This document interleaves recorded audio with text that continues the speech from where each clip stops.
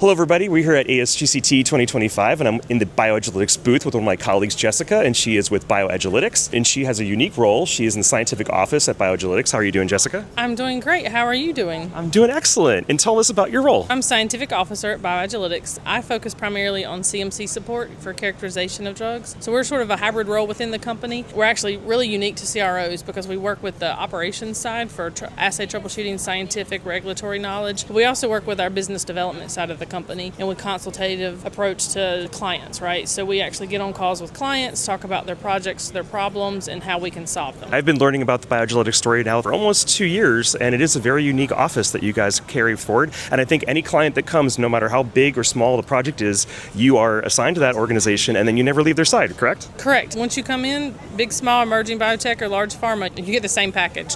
So you get the same treatment from the SO office, the BD team, as well as the operations team. Excellent. And are you out of the North Carolina office? I am. I actually, because I'm over CMC, cover both our Durham, North Carolina RTP location and our Hamburg, Germany location. Really global, 6 locations across the country. Including down under? Yes, down under. I had a few questions. I thought we could talk about the industry at large. Would that be okay? That's great. Okay, let's do it. What's one innovation or trend in gene or cell therapy that has you most excited right now? I think there's a couple things. One would be viral vectors and how they're evolving over time. But the one that is most of interest to me because of my potency background is the potency assurance strategy. Moving forward with the matrix approach and understanding the true MOA of gene and cell therapies. Excellent. If you had to describe your company's approach to CMC testing in just 3 words, what could that be? I might take more than 3, but we are very consultative, as I mentioned before, approach, science-driven. What's one challenge in cell therapy that you think the industry must solve in the next couple of years? Oh gosh, variability from lot to lot. It's a huge issue. Small batches, especially with cell therapies because a lot of them are patient-derived batches.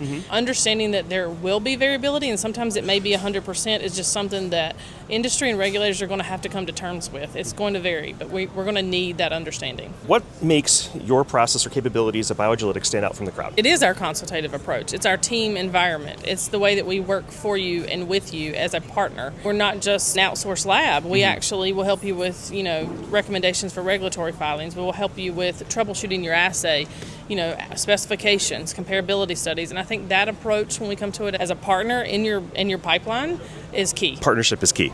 Partnership is key. What's one thing you wish more people understood about the cell therapy industry as a whole?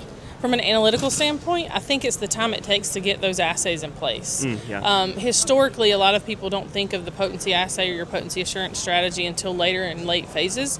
But with cell and gene therapies, we really need to be talking about those and developing those in early phases. And so that way over time, as your manufacturing evolves, that assay can evolve with it and your understanding of your material can evolve with that. I don't think people really think about that in a timely manner and they're like, oh, well, we need a potency assay next year for IND or BLA. It's not necessarily a 5-week process, right? It's more about failing faster in that case. You want to be able to look out. Is that correct? Yes. Yeah, so if you have a short timeline, it is a very aggressive fail faster. Let's throw everything at it to make sure that we rule this out as an option. Let's make it fail. Fail faster is actually a really good thing. Excellent. If you could fast forward 5 years, what do you hope to see in cell and gene therapy? Oh, gosh. So my heart in this one really wants cost to come down. That way it's more available, more investable in the next 5 years. And because there are some true diseases that the only option they've got are gene and cell therapies.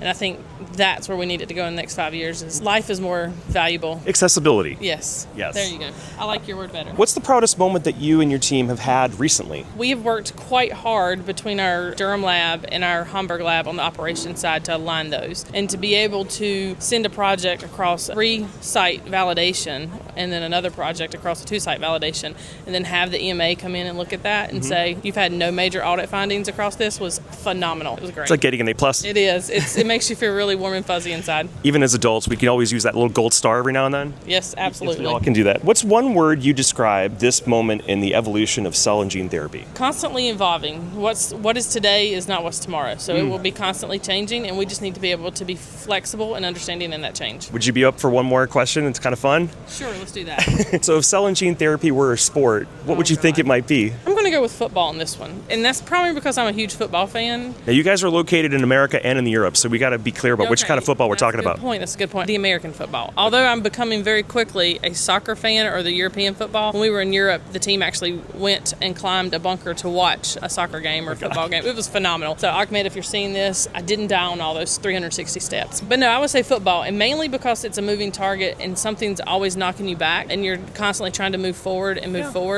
it's really a struggle. But we need to work together to get over that finish line. Oh, yeah, it takes a team. This has been excellent. Thank you for the time, Jessica. I appreciate it. I hope you guys have a great show. If you guys are still here at ASGCT, please stop by BioAgilytix booth. They would love to meet you and, of course, talk shop with you and Jessica and her team. Absolutely. Thank you for joining me. Appreciate it. Thank you for having me.